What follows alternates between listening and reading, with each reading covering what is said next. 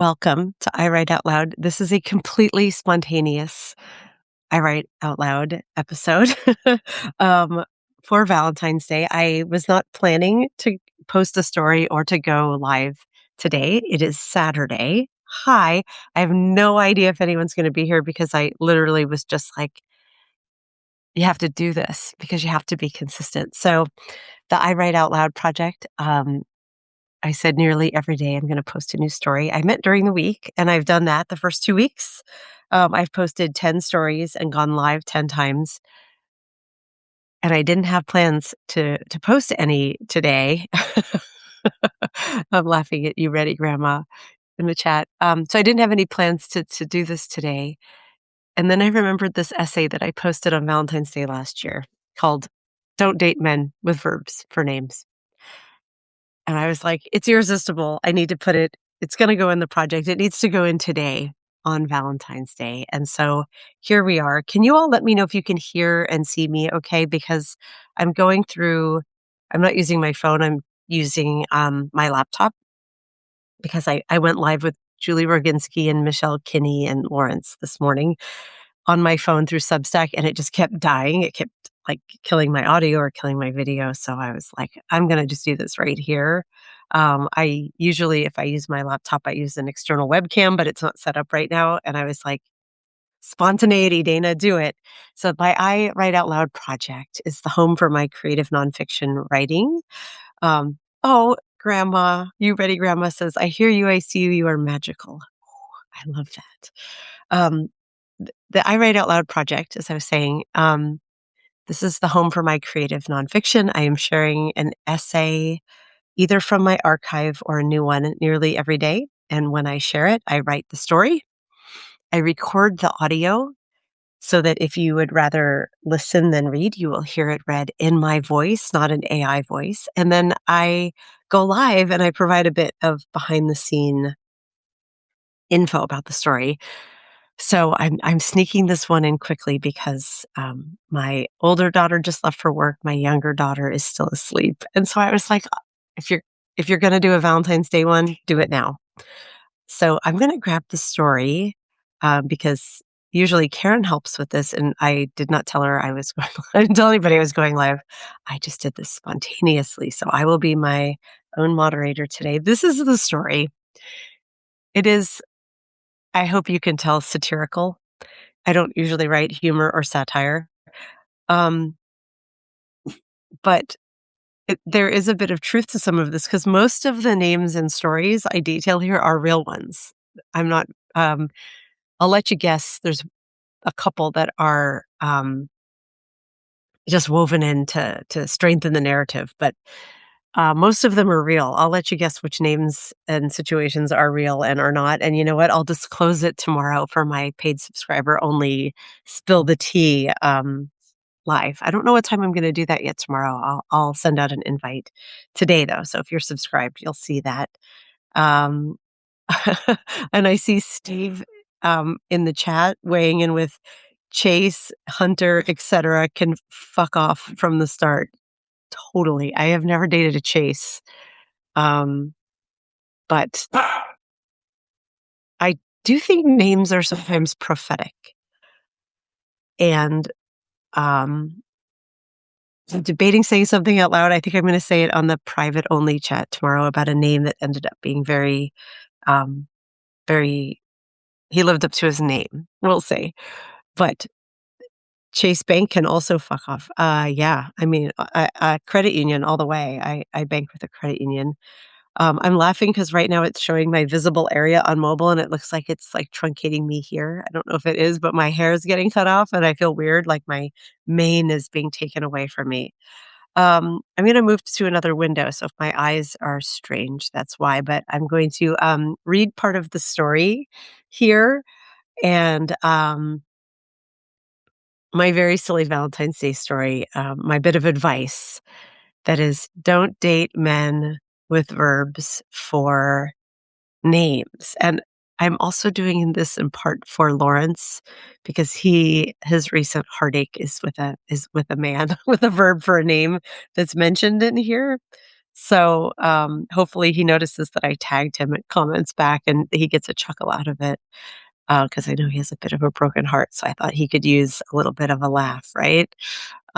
So I'm debating if I wanna just read it up here because I feel funny looking down. I also feel a little weird looking away, but, um yeah, let me open it here. I feel like it's very unflattering to be looking down while I'm reading a story, but I will read part of this.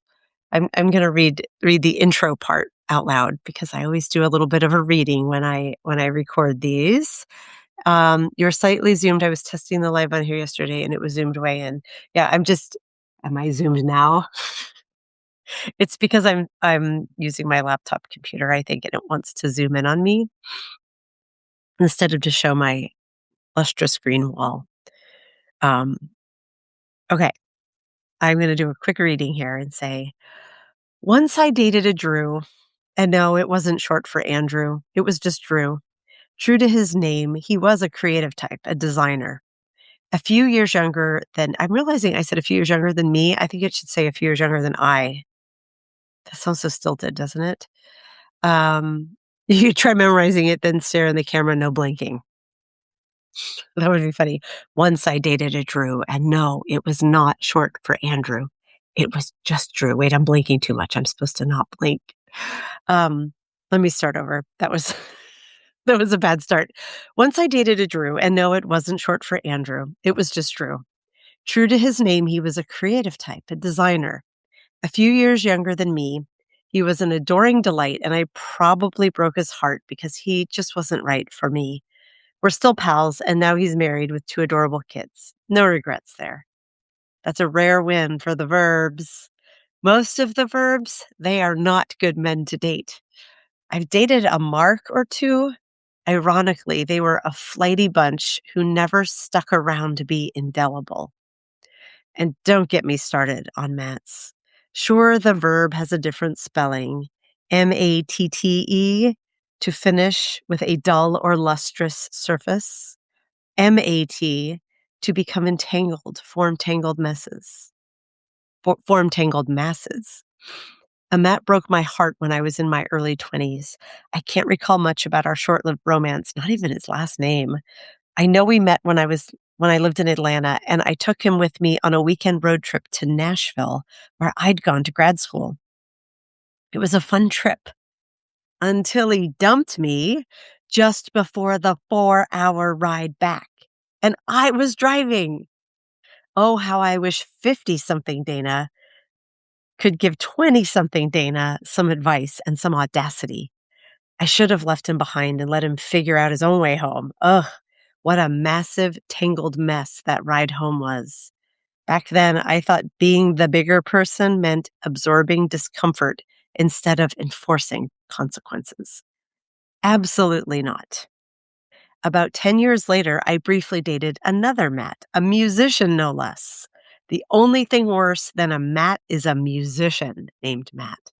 My most vivid memory of Matt was the time he borrowed a roll of toilet paper as he left my place. "I'm taking this," he announced without shame as he walked out, carrying it away for the world to see and leaving me in the doorway, dumbfounded. Maybe he was too broke or cheap to buy his own? Dunno. Mats are dull messes indeed. Do not let them entangle you, especially if they can't even supply their own TP. And Lawrence, that goes for you too and your Met. Happy Valentine's Day, my best friend. And happy Valentine's Day to all of you who are here in the chat. I know this was a very spontaneous one. Oh no, your married grandma is married to a Matt. Okay, so this essay is very tongue in cheek, obviously. Not all hashtag not all Matts, not all men with verbs for names. Um, I think when I tell when I, so all of my articles on I Write Out Loud, all of the audio recordings that I do for each one, and all of these lives, they're always ahead of the paywall because I want people to read my work and the NPR model. Everything is here. Um, I of course welcome all subscribers, free and paid. Um, I will actually put the link in here in case you're feeling it. Um, I would imagine anyone who's here on a Saturday morning, at least my time zone Saturday morning, it probably already is a subscriber, but just in case, free subscribers are welcome. But I, of course, welcome any support if you are able to be a paid subscriber. And I do offer for my paid subscribers that every Sunday I do like a weekend recap live. And I talk about the stories that I've posted the week before, and I give a little extra tea on each of them, both in terms of writing process and like what was going on personally with me and motivated each of these essays. So I think tomorrow I'll give more backstory on some of the men in this essay, which ones are real. There's a couple that are fictionalized to move the story along, but most are real. Um, John says, "Am I allowed to subscribe even though my name is a verb?" Yes. It's also a noun, right? Like a John is um the name for a customer to a prostitute is a John, and it's also another name for a toilet, right? So those are nouns. You have the distinction of having both a verb and a noun, and also yes, of course. I hope this story does not offend anyone. It is all done in good humor. This is a silly story. And Jen Hex, I still love your username. Is Todd a verb? It has to be. It sounds like a verb, doesn't it? But it's neither a verb nor a noun, it's just a name. Um, I dated 2 when I was much younger, I went on this brief stint where I dated men with the same name, like 2 in a row, and my very first boyfriend was a Todd, and my second boyfriend was also a Todd. I'm still in touch with the first one, and actually, I was briefly in touch with the second one. I think I blocked him on Facebook because he was a Republican now, and so I was like, I didn't wanna hear his updates. Um, Steve, she doubles the price though, John. She's brutal like that. That's hilarious. I do not. I do not do that. Don't start rumors, Steve. Don't start rumors. But um, the thing that I wrote the story, it was very tongue in cheek. It was a good time. But then as I started thinking about it, I got into the second half of the story, which is that men's names tend to be verbs and women's names tend to be nouns or adjectives. We are acted upon or we are used to modify. We are also the virtues, right? There's faith and hope and grace and chastity and prudence. Those are all our women's names. And then I started thinking about non binary names, which are chosen names. And they're kind of a hybrid. When they are nouns, they tend to be more nature names, I've noticed, like cedar, ash, ember, words like that.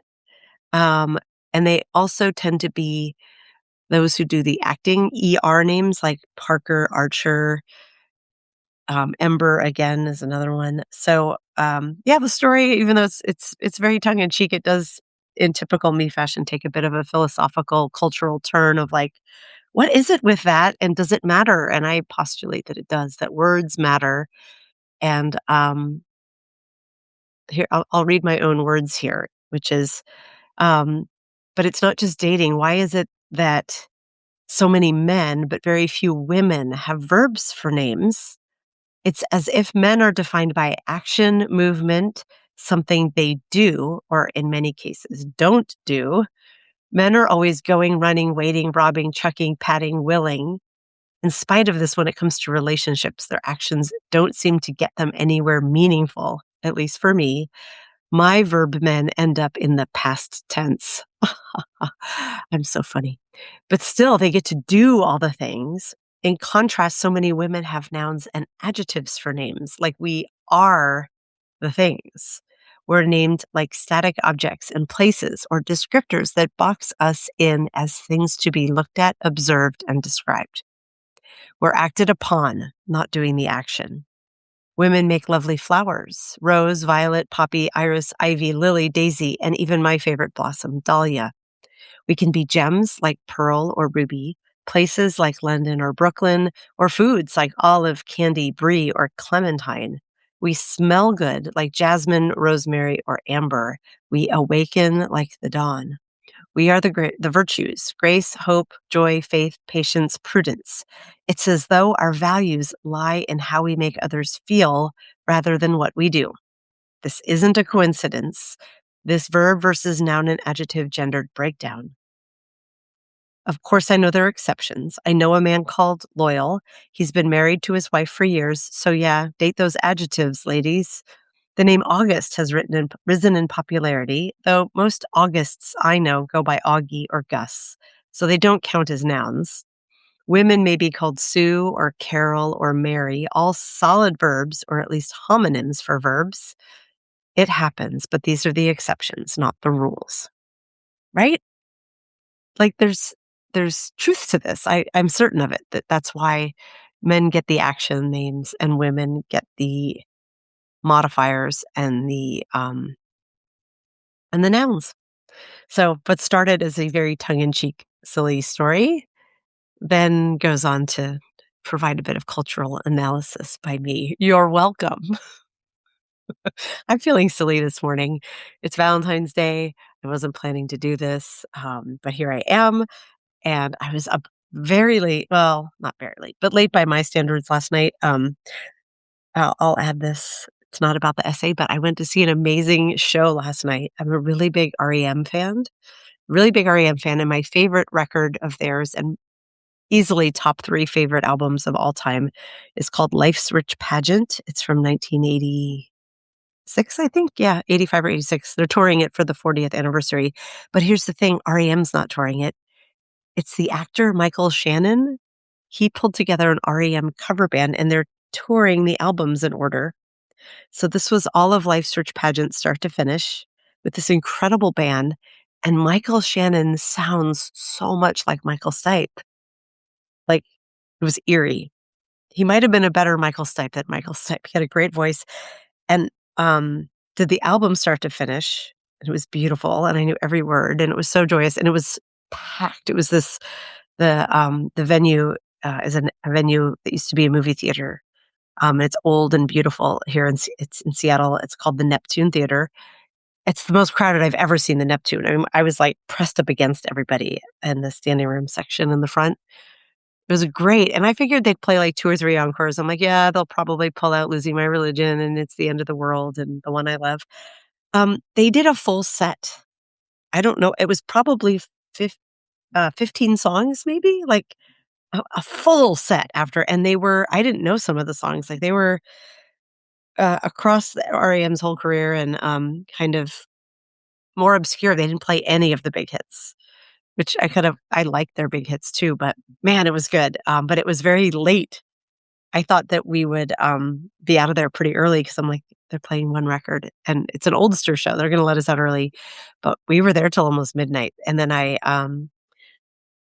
had a last-minute invite late yesterday. Lawrence and I both joined Julie Roginski and Michelle Kinney on their Saturday show on YouTube, which also streamed to Substack. And it's not their usual May Day news show, it's their lighthearted Saturday show. But it's on at 7 a.m. my time, so I got up very early and then was like, "Wait, it's Valentine's Day, I should get this story up." So it's been a go, go, go sort of morning. I'm running on pure caffeine and adrenaline right now, but I'm very happy. Yeah, grandma's chiming in with Everybody Hurts. They didn't play Everybody Hurts, they didn't play Night Swimming, like, none of the obvious songs. And then they played this full set, and then they came out and did encores. Like, it was remarkable. Actually, I'm gonna see if, set list, Neptune Theater, REM cover band, um, February 13th, 2026. Let's see if Setlist FM, let's see if I can count on them. Yep. It's Michael Shannon and Jason Narducci, who's a touring musician who's played with all kinds of bands. So set 1 was the record. Set 2, 1, 2, 3, 4, 5, 6, 7, 8, 9, 10, 11, 12 songs, and then they did a 3-song encore. So yeah, 15 more songs. There are 12 songs on the record. So it was a huge show, but, I didn't know a lot of um, the songs in they did do You Are the Everything, and they did Fireplace, which I love, off of Document, and they said, "We're touring Document next." I don't know if you remember that song, but, it's a really good one. And they did, The Great Beyond, which you probably know that, "I'm pushing an elephant up the stairs, dun, dun, dun."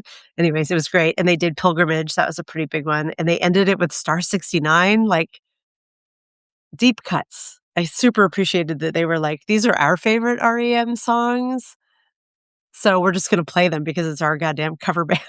Like, it was weird, and it was great, and no one left, like, the place was packed the whole show. Um Anyhow, thank you for letting me share that moment of joy. You can probably hear I'm a little hoarse from screaming along with all of these songs. I love Star 69 too, Jen Hex. It was such a treat to hear that one. So I will definitely go back. Oh, and the whole thing was a fundraiser for an abortion access fundraiser. I forgot which nonprofit it was, but also, and they led the show with like, "We are 100% here for women's reproductive freedom. We're supporting this abortion access fund." I think that might have been called. I think that might have been the name of it, Abortion Access Fund. But that's where all the money went. They had these beautiful screen printed posters that all the money went to the nonprofit. So I bought one, and I was like, this is the world I want to be living in, not this shithole US reality that we're living in right now.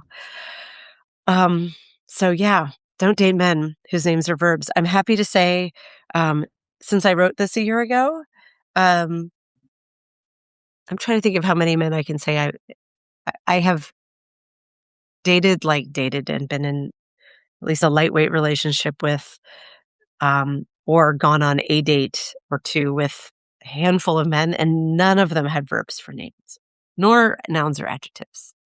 So I guess I took my own advice. And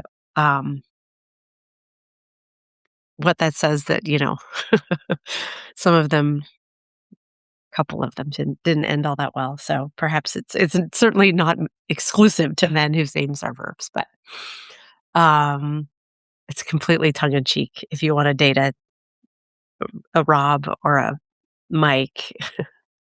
Mike is both too, because you mic someone, you put a microphone on them. Um, Anyways, oh, hi, Stuart. Stuart was in the live this morning with Julie and Michelle. How fun was that, Stuart? It was a really good. I was just talking about the show that you had asked me about in the chat, and how great the Michael Shannon REM cover band was, and how they played all of Life Search Pageant, all 12 songs, and then another 15 songs. So they're touring the country. So if they're coming to your city and you're an REM fan, especially an older, like you like their older songs, like Life Search Pageant, you should definitely go. I mean, I guess when they played in Athens, the entire band, all of REM got up and played with them. So I would have given a lot to have been there for that. I was hoping we were going to get a special guest because this is Seattle. There are a lot of rock stars here, and sometimes when something weird like this happens, Eddie Vedder will show up and hop on stage, but no special guest appearances last night. But it was still brilliant. Okay, I think I'm going to hang up and go start my day. This is not a deep dive of a story. Thank you for joining this very spontaneous Valentine's Day live. I love you all. Date men with verbs for names if you want to, if you find a good one. Um, Appreciate my infrequent attempt at satirical writing. I'm not a satirist. That is a special art, but this story does amuse me a lot. So thank you for being here. I will post this recap, and tomorrow I will be going live. I'm not sure at what time. Last time I did it at 10 a.m., which is 1 p.m. Eastern, but Dr. Mary Marshall is going to be live then, doing one of her amazing archival visits, her kind of living history visits on the, why am I forgetting the name of the church? Martin Luther King's church, Stonewall, I think. Anyhow, you won't want to miss that. I don't want to compete with that. So I'll pick a time. It'll probably be either 9 a.m. or 11 a.m. my time. So either noon or 3 Eastern time. But if you're subscribed to me, you will see it. I will schedule it. And I hope to see you all there. And that one is for paid subscribers. So if you are a paid subscriber, I super hope to see you there. If you are able to subscribe at the paid level, I would so appreciate your support. But if not, all this stuff is in front of the paywall. So then I will see you next week from, Monday I'll be here, but then after that I will be in Florida for a few days. So I don't know where and how often I'm going to do these while I'm visiting my family, but I will figure it out. Thank you for being here. Love you, mean it, and happy Valentine's Day. Bye.